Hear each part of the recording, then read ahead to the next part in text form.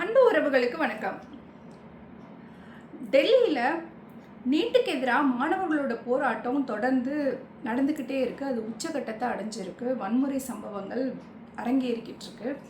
இது பெரும் வருத்தத்தை அளிப்பதாக இருக்கிறது.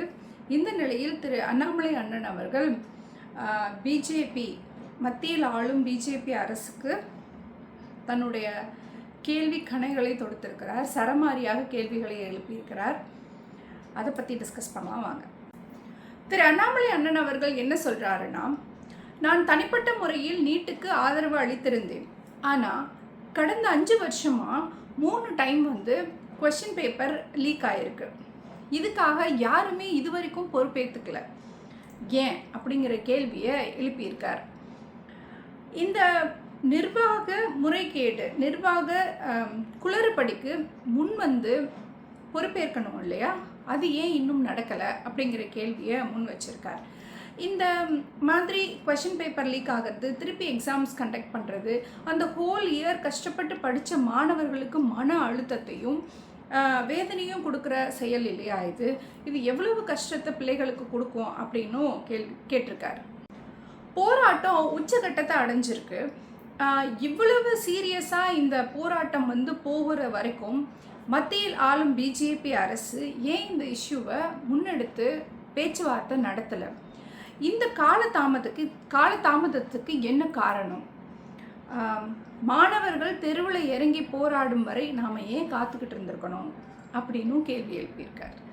அட் த சேம் டைம் மாணவர்கள் போராட்டம் பண்ணுறாங்க. அந்த போராட்டத்துக்கு நடுவில் போராட்டத்துக்கு சம்பந்தமே இல்லாமல், அதாவது மாணவர்களே அவர்கள் கிடையாது, அப்படி நிறைய பேர் உள்ள ஊடுருவுறாங்க.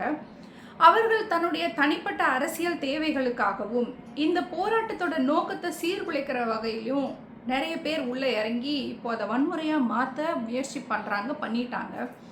ஸோ மாணவர்கள் இதை கவனமாக கையாளணும். ஹைஜாக் பண்ணுறாங்க, இதை கவனமாக கையாளணும். நீங்கள் மௌனமாக இருந்தீங்கன்னா இந்த போராட்டத்தோட நோக்கமே டீவியேட் ஆகி வேறு திசையில் போயிடும். ஸோ ரொம்ப கேர்ஃபுல்லாக இருங்க அப்படின்னு மாணவர்களுக்கு திரு அண்ணாமலை அண்ணன் அவர்கள் சொல்லியிருக்கிறார். இதில் என்னென்னா, இந்த நீட் 2010 அமலுக்கு வந்தது. 2013 இது ஆக்டிவாக எக்ஸாம்ஸ் கண்டக்ட் பண்ண ஆரம்பித்தாங்க. அப்போது ஆளுங்கட்சியாக இருந்த சென்ட்ரல் கவர்மெண்ட் காங்கிரஸ் அதுதான் இதை முன்னெடுத்தது.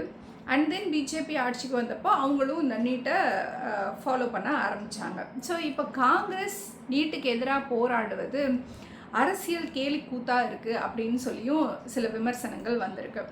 எது எப்படி ஆனாலும் நீட் திரு அண்ணாமலை அண்ணன் அவர்கள் ஆதரித்ததற்கு காரணம் ஏழை எளிய மாணவர்களுக்கு மருத்துவம் அப்படிங்கிறது ஒரு கனவாகவே இருந்துச்சு. ஒருவேளை நீட் இந்தியா ஃபுல்லாத்துக்கும் ஒரே தேர்வு முறை, ஒரே மாதிரியான பிளேஸ்மெண்ட் அப்படின்னு வரும்போது ஏழை மாணவர்களுக்கு வாய்ப்பு கிடைக்குங்கிற எண்ணத்தில் நாங்கள் இதை ஆதரித்தோம் அப்படின்னு திரு அண்ணாமலை அண்ணன் அவர்கள் சொன்னார்.